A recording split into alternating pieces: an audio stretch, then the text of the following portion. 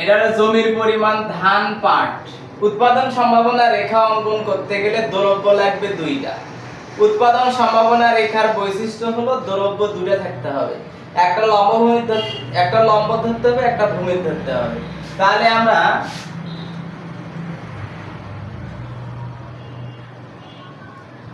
উদ্দীপকে যাই থাকুক না কেন উৎপাদন সম্ভাবনা রেখার দুইটা দ্রব্য লাগবে, ধান পাট। তারপর কি করতে হবে, বড় মান যেটা সেটা ভাগ করে লিখতে হবে। বড় মান কত? 30। 30 ভাগ করে লিখতে হবে 5 10 15 20 25 30।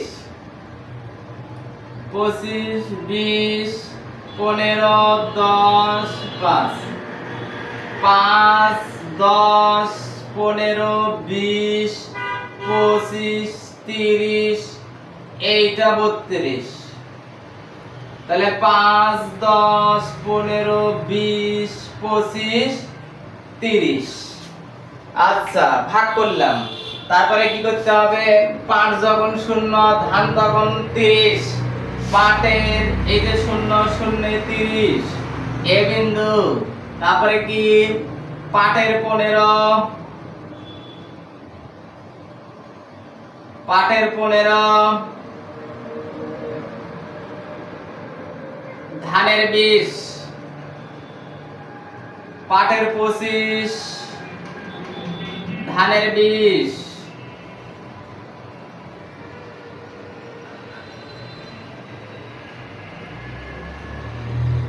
সি বিন্দু, ধানের 10, পাটের 30, এই যে ধানের 10, পাটের এই যে 30, ডি বিন্দু, ধানের 0 পাটের 32, ধানের এই যে 0 0 32, ই বিন্দু। এখন এবিসিডি যোগ।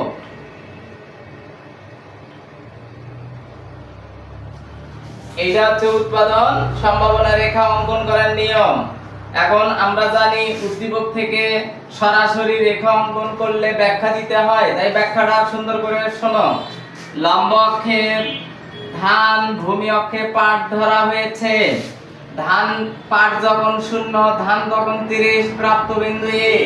পাট এই যে বৃদ্ধি পাচ্ছে, তাই একই সঙ্গে বলবো পাট বৃদ্ধি পেয়ে যথাক্রমে 15 25 30 32।